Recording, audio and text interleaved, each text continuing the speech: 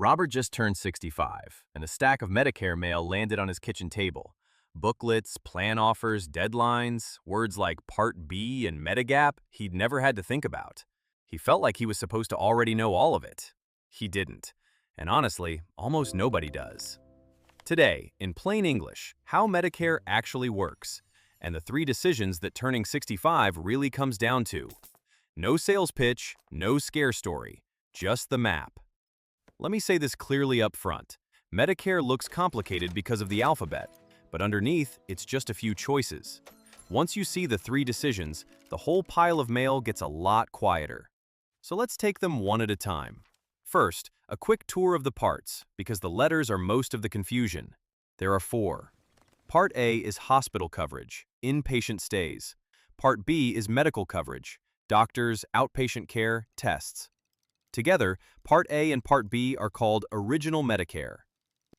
Part C, also called Medicare Advantage, is a private, all-in-one alternative that bundles A, B, and usually drugs together.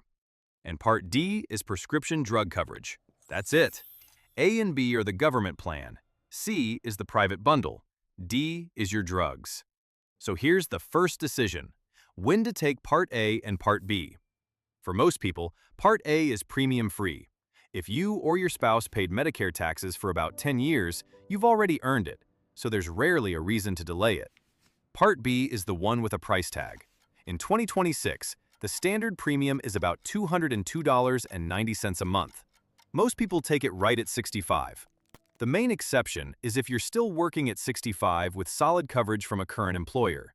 Then you may be able to delay Part B without a penalty. We have a whole episode on that one, because the rules are specific. The second decision is the big one, the fork in the road.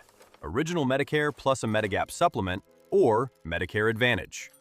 With Original Medicare, you can see almost any doctor in the country who takes Medicare, and most people add a Medigap policy to cover the gaps and a separate Part D drug plan. With Medicare Advantage, you get a private plan, often a low or zero premium, often with extra dental or vision. But your care stays inside the plan's network, and the plan can require approval before it pays for big things. Neither one is the right answer. They're the right answer for different people, and we compare them head-to-head in their own episode. The third decision is drug coverage, and it's the one people forget until it's too late. Part D. Even if you take no medications today, signing up for a drug plan when you're first eligible matters, because if you go without creditable drug coverage and try to add it later, you can owe a late penalty that gets added to your premium for the rest of your life. So the decision isn't really, do I need drugs now? It's, do I want to keep the door open without a penalty? For almost everyone, the answer is yes. Now, to be fair, here's the reassuring part. You do not have to get every one of these perfect on day one, and you're not locked in forever. There's a window every fall when you can adjust your choices. The goal at 65 isn't perfection. It's getting enrolled on time so you avoid the penalties, and picking a path that fits the doctors and medicines you actually use.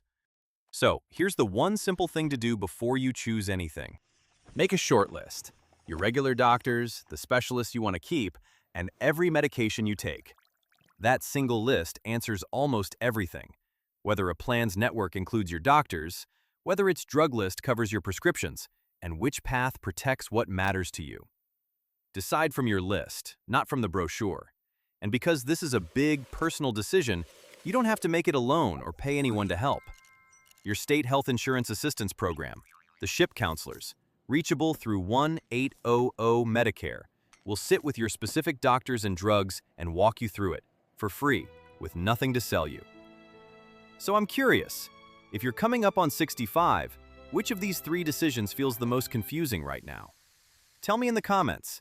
It helps me know what to explain next, and it helps other people feel less alone in the pile of mail. I read every reply. If this gave you a clearer map, subscribe. Next, we'll cover turning 65 and the three deadlines that can cost you for life if you miss them. This is general information, not advice, and we're not affiliated with Medicare. Rules and numbers change every year, so always check your own situation. I'm really glad you're here. I'll see you in the next one.